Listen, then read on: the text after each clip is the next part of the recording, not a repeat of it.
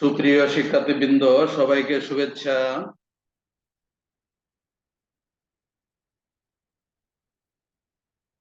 7 নম্বর প্রশ্ন, এইচএসসি পরীক্ষা 2024 সৃজনশীল প্রশ্ন উত্তর, বিষয় ভূগোল, প্রথম পত্র। ইতিপূর্বে আমি 6 নম্বর 2024 সালে এইচএসসি পরীক্ষায় ভূগোল প্রথম পত্রে যে সৃজনশীল প্রশ্নগুলো পড়েছে সেগুলোর উত্তরে আমি 6 নম্বর প্রশ্নের উত্তর আলোচনা করেছি। 6 নম্বর প্রশ্ন সম্পর্কে বিস্তারিত ব্যাখ্যা দিয়েছি। আজকে আমার আলোচ্য যে প্রশ্নটা সেটা হচ্ছে 7 নম্বর সৃজনশীল প্রশ্ন উত্তর। এখানে মূলত ভূমধ্যসাগরীয় জলবায়ু এবং নিরক্ষীয় নিম্নচাপ বলয় বিষয়ক প্রশ্ন এসেছে। এটা খুব সহজ প্রশ্নই বলা যায়। একটা উদ্দীপক এখানে দেওয়া আছে। উদ্দীপকটা হচ্ছে, এখানে প্রশ্নে যেটা দেওয়া ছিল আমি সেটাই দেওয়ার চেষ্টা করেছি। তাছাড়া আমি আরো একটা প্রশ্ন, আরো একটা ছবি এখানে দেওয়ার চেষ্টা করেছি বোঝানোর জন্য। এখানে বলা আছে যে এইটা 0°, এই যে ক, অর্থাৎ নিরক্ষরেখার উভয় পাশে 5° উত্তর এবং দক্ষিণ অক্ষাংশ, অথবা 5 থেকে 10° উত্তর এবং দক্ষিণ অক্ষাংশ। খ, 30 থেকে 45° উত্তর এবং 30 থেকে 45° দক্ষিণ অক্ষাংশ। স্বাভাবিকভাবেই এখানে আবার জলবায়ু অঞ্চল লেখা আছে। এই ক মানে নিরক্ষীয় জলবায়ু অঞ্চল। এখানে 30 থেকে 45°তে খ দেওয়া আছে, তার অর্থ হচ্ছে এটা হচ্ছে ভূমধ্যসাগরীয় জলবায়ু অঞ্চল। এই ভূমধ্যসাগরীয় জলবায়ু অঞ্চল, এখন দেখি এখানে যে প্রশ্ন দেওয়া আছে সেই প্রশ্নটা কি, যে 7-এর গ নম্বর যে প্রশ্নটা আছে, উদ্দীপকে উল্লেখিত ক অঞ্চলে নিম্নচাপ এর কারণ ব্যাখ্যা করো। আমরা যে এই যে নিরক্ষীয় অঞ্চলে সারা বছর নিম্নচাপ বলয়ের অবস্থান লক্ষ্য করি, এই নিম্নচাপ সৃষ্টির পিছনে যে সমস্ত কারণগুলো রয়েছে সেই কারণগুলো মূলত ব্যাখ্যা করতে বলছে এখানে। আর ঘ নম্বর উদ্দীপকে হলে খ জলবায়ুর বৈশিষ্ট্য বিশ্লেষণ করো। অর্থাৎ এই যে খ অঞ্চল, এই খ অঞ্চলে ভূমধ্যসাগরীয় জলবায়ু অঞ্চল বোঝানো হয়েছে। এই ভূমধ্যসাগরীয় জলবায়ু অঞ্চলের বৈশিষ্ট্য, জলবায়ুর বৈশিষ্ট্য এখানে আলোচনা করতে বলছে। তাহলে আমরা আলোচনায় আসি। উদ্দীপক হলো জলবায়ু উল্লেখিত ক অঞ্চলে নিম্নচাপ সৃষ্টির কারণ ব্যাখ্যা করো, যেটা আমি আগেই বলেছি। এখানে একটা জিনিস বুঝতে হবে যে এটা কিন্তু নিরক্ষীয় অঞ্চল বা নিরক্ষীয় নিম্নচাপ বলয় অঞ্চল। এখানে সারা বছর 0 থেকে 5° উত্তর এবং দক্ষিণ, বা 0 থেকে 10° উত্তর এবং দক্ষিণ অক্ষাংশের উভয় গোলার্ধের অক্ষাংশের মধ্যে সারা বছর কিন্তু এখানে নিম্নচাপের অবস্থান লক্ষ্য করা যায়। এখানে একটা জিনিস আগেই বোঝা দরকার যে নিম্নচাপ কিভাবে সৃষ্টি হয়।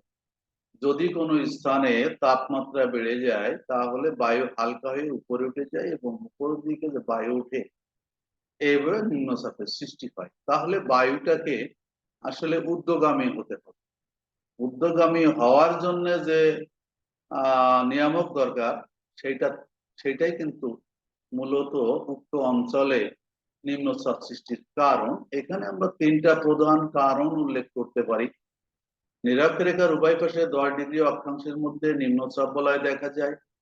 এই অঞ্চলে নিম্নচাপ বলয় বা নিম্নচাপ সৃষ্টির কারণ হলো, 1 নম্বর কি, এখানে সূর্য সারা বছর লম্বভাবে কিরণ দেয়, ফলে এই অঞ্চলে বায়ু অন্যান্য অঞ্চলের বায়ুর থেকে উষ্ণ ও হালকা।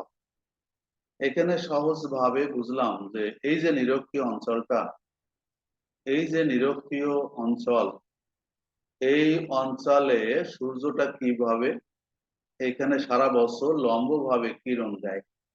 লম্বভাবে কিরণ দিলে কি হয়, এখানে তাপমাত্রা বেশি থাকে। তাপমাত্রা বেশি হওয়ার কারণে এখানে বায়ু হালকা হয়ে ঊর্ধ্বগামী হয় এবং নিম্নচাপের সৃষ্টি হয়।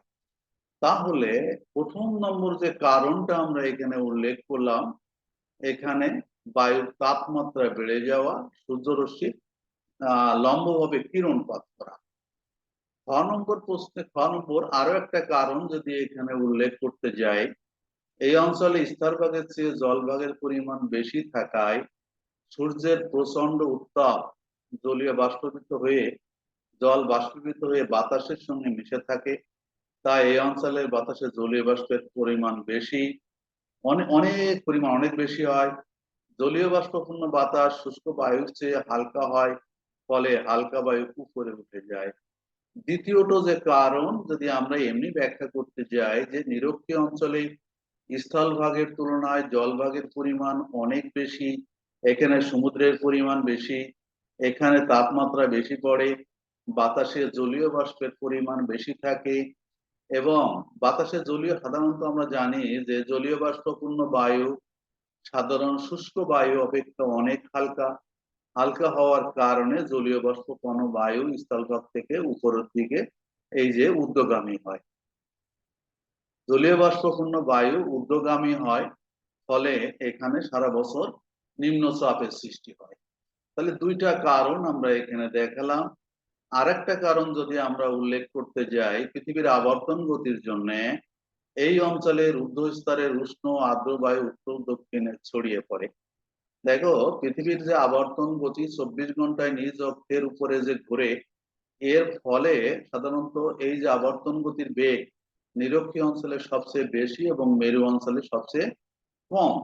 এই গতিবেগ বেশি হওয়ার কারণে বায়ুটা ছিটকে যাওয়ার প্রবণতা লাভ করে এবং এই ছিটকে যে উত্তর দিকে এবং দক্ষিণ দিকে ছিটকে যায়। ফলে এই স্থান পূরণ করার জন্য বায়ু সর্বদা ঊর্ধ্বগামী হয় এবং এখানে নিম্নচাপের সৃষ্টি হয়। তাহলে আমরা কিন্তু এইভাবে উত্তরটা লিখলে কারোর ক্ষমতা নাই এই তিনের নিচে সেই প্রশ্নের মানে নাম্বারটা দিবে। এই মানটা যেহেতু 3, সেহেতু এই 3টা কারণ যদি কেউ উল্লেখ করতে পারে তাহলে সে পূর্ণ নম্বর পেয়ে যাবে। এবার আসো, আর একটা প্রশ্ন আছে এখানে, যে উদ্দীপকে উল্লেখিত খ জলবায়ুর বৈশিষ্ট্য আলোচনা করো। এখানে আমি আগেই বলেছি যে এখানে জলবায়ুটা কি, জলবায়ুটা হচ্ছে ভূমধ্যসাগরীয় জলবায়ু। ভূমধ্যসাগরীয় জলবায়ু কাকে বলা হয়, যে এই ভূমধ্যসাগরীয় তীরবর্তী অঞ্চলে, এই যে ভূমধ্যসাগর, তারপরে এখানে আছে লোহিত সাগর, যাই হোক, এই যে ভূমধ্যসাগরের তীরবর্তী অঞ্চলে মহাদেশসমূহের পশ্চিম প্রান্তে যে উষ্ণ আর্দ্র জলবায়ু পরিলক্ষিত হয়, সেই জলবায়ুকে সাধারণত আমরা কি বলি, ভূমধ্যসাগরীয় জলবায়ু বলে থাকি। আর এটা সম অক্ষাংশীয় অঞ্চলে এই যে দক্ষিণ গোলার্ধেও কিন্তু এই ভূমধ্যসাগরীয় জলবায়ুর প্রভাবটা লক্ষ্য করা যায়। এখানে এই 30 থেকে 45 ডিগ্রি, এই দেখো লেখা আছে, এই যে 30 থেকে 45 ডিগ্রি এই অঞ্চলটা ভূমধ্যসাগরীয় জলবায়ুর অন্তর্গত। এখানে যে দেশগুলো আছে সেখানে আছে এই যে গ্রিস আছে, ইটালি আছে, স্পেন, মরক্কো, মিশর, সিরিয়া, তারপরে এই যে আফ্রিকার দক্ষিণ পশ্চিম অঞ্চল, তারপরে এই যে মোটামুটি এই অঞ্চলগুলোতে ভূমধ্যসাগরীয় জলবায়ু পরিলক্ষিত হয়। আগে অঞ্চলটা সম্পর্কে, এটা সম্পর্কে আমার বিস্তারিত ক্লাস আছে, তা বলে আমি কিছু সংগৃহীত প্রশ্ন উত্তর আছে। এখানে ভূমধ্যসাগরীয় জলবায়ুর প্রধান যে বৈশিষ্ট্য সেটা হচ্ছে শুষ্ক গ্রীষ্মকাল, আর্দ্র শীতকাল, মেঘমুক্ত আহ, আকাশ। 3টা বৈশিষ্ট্য, আরামদায়ক আবহাওয়া এই অঞ্চলে বিরাজ করে। যদি কেউ এই 3টা জিনিসই একটু লেখে তাহলেও কিন্তু সে নাম্বার পেয়ে যেতে পারে। যে শুষ্ক গ্রীষ্মকাল অর্থাৎ আর্দ্র শীতকাল, এবং মেঘমুক্ত আকাশ, আরামদায়ক আবহাওয়া এই জলবায়ুর প্রধানতম বৈশিষ্ট্য। এখন আসলে জলবায়ুর বৈশিষ্ট্য, কোনো অঞ্চলে জলবায়ুর বৈশিষ্ট্য আলোচনা করতে গেলে সেখানকার যে জলবায়ুর উপাদানগুলো আছে, সেখানকার তাপ, চাপ, আর্দ্রতা, বায়ু প্রবাহ আর বাড়িপাত, এই কথাগুলো সম্পর্কে যদি আলোচনা করা যায় তাহলে জলবায়ু সম্পর্কে একটা সঠিক ধারণা পাওয়া যেতে পারে। তোমরা এত বড় প্রশ্নের উত্তর না লিখলেও চলবে, ছোট করে লিখলেও চলবে। উষ্ণতা এত, যেমন গ্রীষ্মকালীন উষ্ণতা, ভূমধ্যসাগর জল গ্রীষ্মকালীন গড় উষ্ণতা 15 ডিগ্রি সেলসিয়াস থেকে কত 28 ডিগ্রি সেলসিয়াস, 15 থেকে 28 ডিগ্রি সেলসিয়াস, এটা গ্রীষ্মকালীন তাপমাত্রা। শীতকালীন তাপমাত্রা কত, যে 5 ডিগ্রি সেলসিয়াস থেকে 10 ডিগ্রি সেলসিয়াস, এই দুইটা। আর উষ্ণতার প্রসারটা কত, গ্যাসের পার্থক্য 11 ডিগ্রি সেলসিয়াস থেকে 17 ডিগ্রি সেলসিয়াস হয়ে থাকে। উপকূল থেকে অভ্যন্তর ভাগে উষ্ণতার প্রসার ক্রমশ বৃদ্ধি পায়। তাহলে আমরা তাপমাত্রা বা উষ্ণতা সম্পর্কে গ্রীষ্মকালীন তাপমাত্রা 15 ডিগ্রি থেকে 28 ডিগ্রি সেলসিয়াস, শীতকালীন থেকে 5 থেকে 10 ডিগ্রি সেলসিয়াস, এবং উষ্ণতার যে প্রসার ঘটে সেটা হচ্ছে 11 থেকে 17 ডিগ্রি সেলসিয়াস।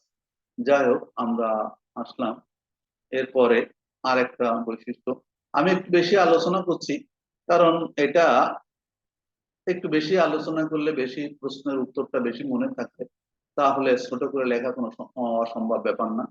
এবার দেখো বায়ুর চাপ সম্পর্কে যদি আমরা আলোচনায় আসি। বায়ুর চাপ এটাও একটা উপাদান জলবায়ুর। সেটা এখান যদি গ্রীষ্মকালীন চাপটা চলে আসে, গ্রীষ্মকালে সূর্যের উত্তরায়ণে যে বায়ুর চাপ বলয় এগুলো উত্তরে সরে গেলে এই অঞ্চলে উপক্রান্ত উৎসব বলয় অবস্থান করে। এখানে কি হলো, গ্রীষ্মকালে সাধারণত সূর্যের উত্তরায়ণ ঘটে এবং 23.5 ডিগ্রি উত্তরে যে ক্রান্তীয় উচ্চচাপ বলয়গুলো আছে সেগুলো এই অঞ্চলে সরে যায়, এখানে অবস্থান করে। শীতকালে নিম্নচাপ বলয় বায়ুর চাপটা ভিন্ন জিনিস। শীতকালে সূর্যের দক্ষিণায়নে বায়ুচাপ বলয়গুলি দক্ষিণে সরে গেলে মেরু বৃত্ত নিম্নচাপ বলয় অবস্থান করে। এখানে যখন দক্ষিণে সরে যাবে তখন এর পরে যে মেরুবৃত্ত প্রদেশীয় নিম্নচাপ বলয় আছে সেটা এখানে এসে অবস্থান করবে। এবার আসো বায়ু প্রবাহটা কেমন। গ্রীষ্মকালীন এই সময় উত্তর গোলার্ধে উত্তর অংশে উপক্রান্ত উৎসব বলয় অবস্থান করায় নিম্নগামী শুষ্ক বায়ু দক্ষিণ অংশে অয়ন বায়ু প্রভাবিত হয়, দক্ষিণ গোলার্ধে বিরাবৃত অবস্থা বিরাজ করে। আবার যদি শীতকালীন বায়ু প্রবাহ আমরা এখানে আলোচনা করতে যাই, এই সময় উত্তর গোলার্ধে উপক্রান্ত উৎসব বলয় দক্ষিণে সরে যাওয়া এই অঞ্চলে পশ্চিমা বায়ু প্রবাহিত হয়। তাহলে শীতকালে পশ্চিমা বায়ু প্রবাহিত হয়, আমার এই বাম পাশটা পশ্চিম, যেহেতু এখানে এই পশ্চিমা বায়ু প্রবাহিত হয় এবং এখানে শীতকালে বৃষ্টিপাত হয়ে থাকে।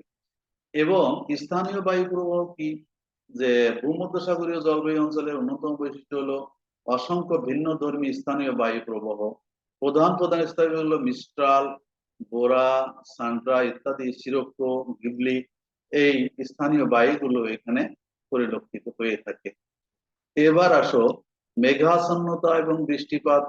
আমরা আগেই জেনেছি এই অঞ্চলে শীতকালে বৃষ্টিপাত হয় এবং গ্রীষ্মকালে বৃষ্টিপাত হয় না বললেই চলে।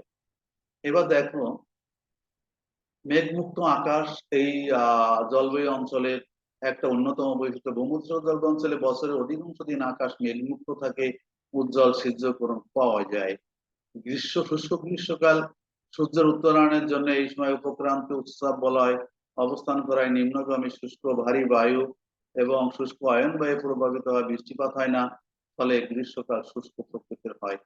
শীতকালীন বৃষ্টিপাত সূর্য দক্ষিণায়নের বায়ুচাপ বলয়গুলি দক্ষিণ দিকে সরে গেলে, দক্ষিণে সরে গেলে এই অঞ্চলে আর্দ্র পশ্চিমা বায়ুর বৃষ্টিপাত হয়। তাই আর্দ্রকাল শীতকাল আর্দ্র প্রকৃতির।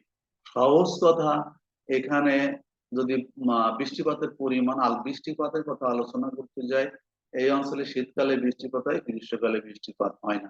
এতটুকু লিখলেই তো আসলে প্রশ্নের উত্তরটা হয়ে যাবে। 5 নম্বর, এই অঞ্চলে তুষারপাতের কথা, যদি ভূমধ্যসাগর জলবায়ু অঞ্চলে তুষারপাত হয় না এই অঞ্চলটায়, তবে অনেক সময় শীতকাল মেরু শীতল বায়ুপুঞ্জের জন্য উষ্ণতা অনেকটা কমে গেলে মাঝে মাঝে তুষারপাত হয়। তাহলে আমরা এই প্রশ্নটার উত্তর পেয়ে গেলাম। উত্তরটা আসছে কি যে আমরা যদি 4টা-5টা বৈশিষ্ট্য লিখতে পারি তাহলে 4 নম্বর পাওয়া সম্ভব। তোমরা যদি বলো এখানে কি বলা যায়, আর্দ্র শীতকাল, উষ্ণ গ্রীষ্মকাল এবং আরামদায়ক আবহাওয়া এখানে বিরাজ করে। এখানে 2 নম্বর যদি লেখো, এখানে শীতকালে বৃষ্টিপাত হয়, গ্রীষ্মকালে বৃষ্টিপাত হয় না। এখানে সাধারণত 3 নম্বরে যদি আসো, আমরা যদি তোমরা বলো যে এখানে লেখা যায় যে সূর্যের গ্রীষ্মকালে এখানে সূর্যের উত্তরায়ণ ঘটে এবং শীতকালে সূর্যের দক্ষিণায়ন ঘটে। এখানে যে চাপের কথা বসে, এখানে বলে এখানে সাধারণত গ্রীষ্মকালে এই অঞ্চলটায় স্থলভাগে উচ্চচাপের অবস্থান লক্ষ্য করা যায় এবং শীতকালে নিম্নচাপ বলয়ের অবস্থান লক্ষ্য করা যায়। এগুলো আমরা লিখতে পারি এবং এটুকু বুদ্ধি থাকলে লিখলে তো ফুল নাম্বার পাওয়া সম্ভব। যাই হোক, দীর্ঘ আলোচনা সম্ভব নয় যেহেতু ছোট্ট একটা প্রশ্ন। সবাইকে অসংখ্য ধন্যবাদ জানিয়ে আজকের মতো এখানেই ইতি টানছি। আল্লাহ হাফেজ।